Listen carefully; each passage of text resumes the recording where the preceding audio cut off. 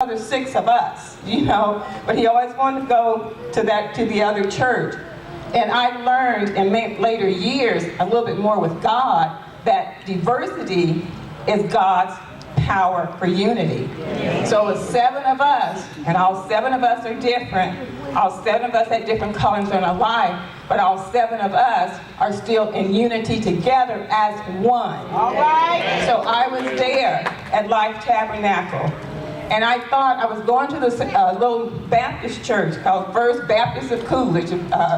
My mom graduated us, and we got about 11 and 12, and now you can go to the Baptist church from the little Lutheran church. Albert was already going.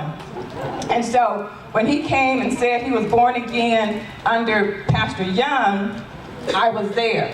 When he brought Life Tabernacle and started his first church in Coolidge, I was there. My brother Sam and his wife was there. Deborah was like a little teenager. We all were there. But I wasn't gung-ho about this new thing of Pentecost. I wasn't gung-ho about that thing. But something about him was different. And so I started going with Sister Jean and the Neal family. I was going, but yet I was kind of separated from them. But I started to go every Sunday. And then one day, have any of you guys had that foot washing thing? Pentecost and wash your feet. And so I'm an executive secretary there in Pinal County. Y'all not gonna wash my feet. I just got used to going to this Pentecostal church and listening to people talk in tongues. And I think I got a gold star for even tolerating such things. And so they said, we got foot washing. So back then, I did wear the pantyhose every single day of my life since I was in high school.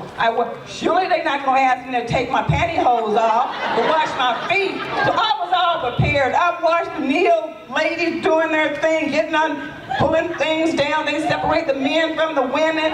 And all of a sudden it came to me. And Sister Jean, I'm pretty sure it was her.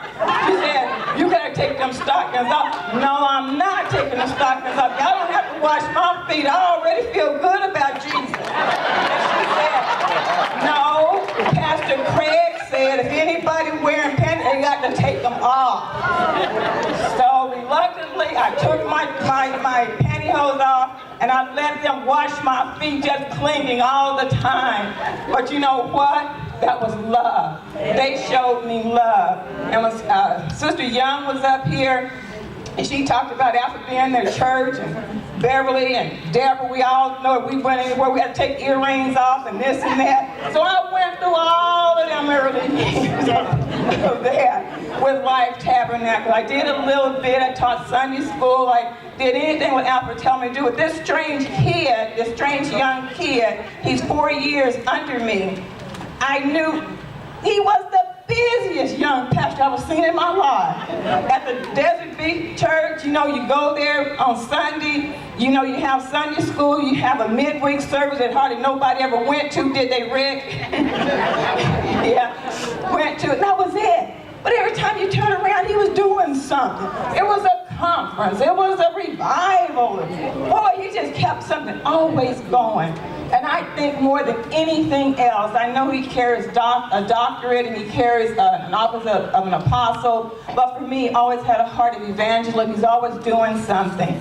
And then he came to Phoenix, and then he got a church here in Phoenix. He was coming back and forth every Sunday, driving from Pinal County up here. Then he got a church, and then he started the church here. And then Deborah and Rick became involved, and Donnie from California, and Brother Sam and Paula. We all did a little bit of peace here and there.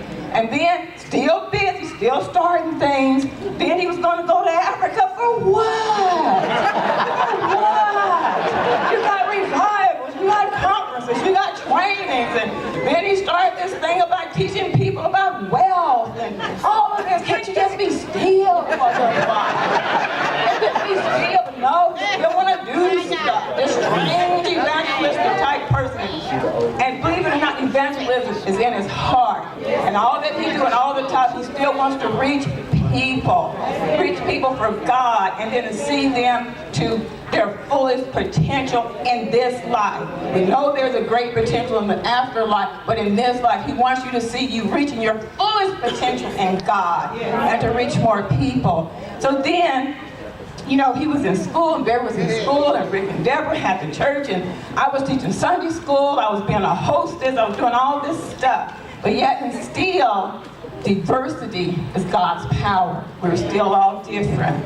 And so then when it came to MTI, Ministry Training Institute, well, that sounded good, but I know I ain't gonna do nothing there. Then all of a sudden, I got one of them phone calls. Right before I was graduating from Grand Canyon University. He said, I know you're going to Grand Canyon University and you're taking, you know, Christian studies and all this kind of stuff. Would you be one of my instructors?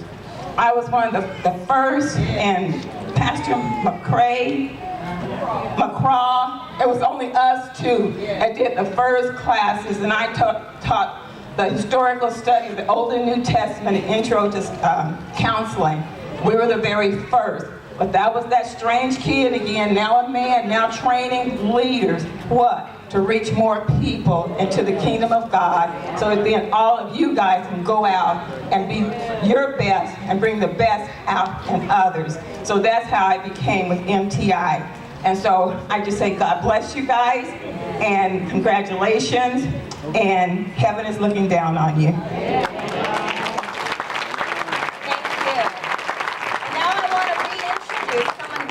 Very dear to my heart, and I know my dad and mom's heart, and this is Dr. Bernetta Broughton Warren, who has been, most of you know, the director